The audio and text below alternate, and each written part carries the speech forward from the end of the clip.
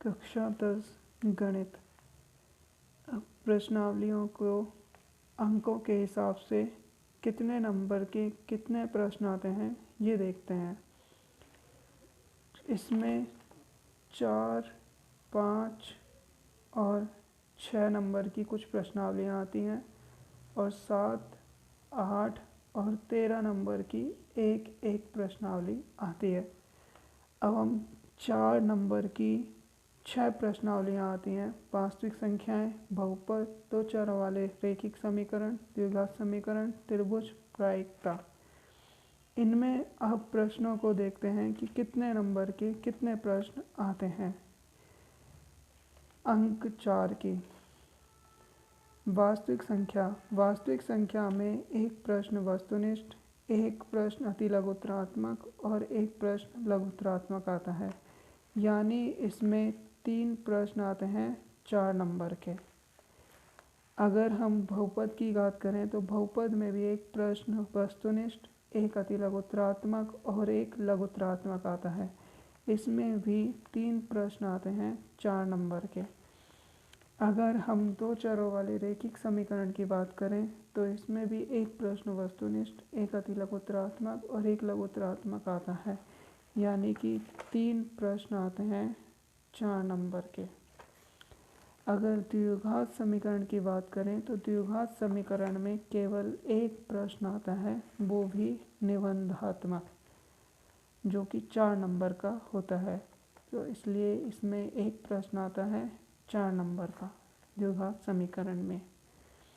अगर त्रिभुज की बात करें तो त्रिभुज में एक प्रश्न वस्तुनिष्ठ, एक अतिलघुत्तरात्मक और एक लघुत्तरात्मक आता है। कुल 3 प्रश्न आते हैं 4 नंबर के। ठीक इसी तरह प्रायिकता में भी एक प्रश्न वस्तुनिष्ठ, एक अतिलघुत्तरात्मक और एक लघुत्तरात्मक आता है। कुल 3 प्रश्न आते हैं 4 नंबर के। ठीक है। अब अंक 5 की प्रश्नावलियों की बात करें तो इसमें त्रिकोणमिति के अनुप्रयोग और वृत्तों से संबंधित क्षेत्रफल की प्रश्नावली आती हैं, जिनमें 5 नंबर के प्रश्न पूछे जाते हैं। इनमें त्रिकोणमिति के अनुप्रयोग में एक प्रश्न वस्तुनिष्ठ, 2 प्रश्न अतिलघुत्तरात्मक और एक प्रश्न लघुत्तरात्मक आता है। इसमें से कुल 4 प्रश्न आते हैं 5 नंबर के। ठीक इसी तरह वृत्तों से संबंधित क्षेत्रफल में एक प्रश्न वस्तुनिष्ठ, एक रिक्त स्थान, एक अतिलघुत्तरात्मक और एक लघुत्तरात्मक प्रश्न आता है। इसमें 4 प्रश्न आते हैं, वो भी 5 नंबर के।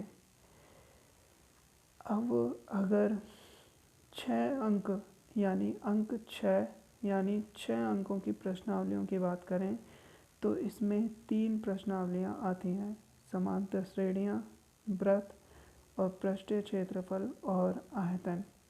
अगर समांतर श्रेणी की बात करें तो समांतर श्रेणी में एक प्रश्न वस्तुनिष्ठ, 2 अतिलघुत्तरात्मक और एक प्रश्न दीर्घोत्तरात्मक आता है, जो कि 3 नंबर का होता है। अतः इसमें 4 प्रश्न आते हैं 6 नंबर के। अब वृत्त की बात करें तो वृत्त में एक प्रश्न वस्तुनिष्ठ, एक लघुत्तरात्मक और एक दीर्घोत्तरात्मक आता है प्रश्न आते हैं, जिसमें कुल 3 प्रश्न आते हैं 6 नंबर के। अब अगर पृष्ठीय क्षेत्रफल और आयतन की बात करें तो इसमें एक प्रश्न वस्तुनिष्ठ, एक रिक्त स्थान, 2 अतिलघुत्तरात्मक और एक लघुत्तरात्मक प्रश्न आता है। कुल 5 प्रश्न होते हैं 6 नंबर के। ठीक है। इसमें 6 प्लस 6 प्लस 6 करेंगे तो 18 नंबर के 12 प्रश्न आते हैं। 4 प्लस 3 7, 7 प्लस 5 12, तो 12 प्रश्न आते हैं 18 नंबर के। ठीक है। अंक 7 की बात करें यानी 7 अंकों की केवल एक प्रश्नावली होती है, निर्देशांक ज्यामिति, जिसमें एक प्रश्न वस्तुनिष्ठ, एक अतिलघुत्तरात्मक, एक लघुत्तरात्मक और एक दीर्घोत्तरात्मक प्रश्न आता है। यानी कि इसमें कुल 4 प्रश्न आते हैं 7 नंबर के। ठीक है।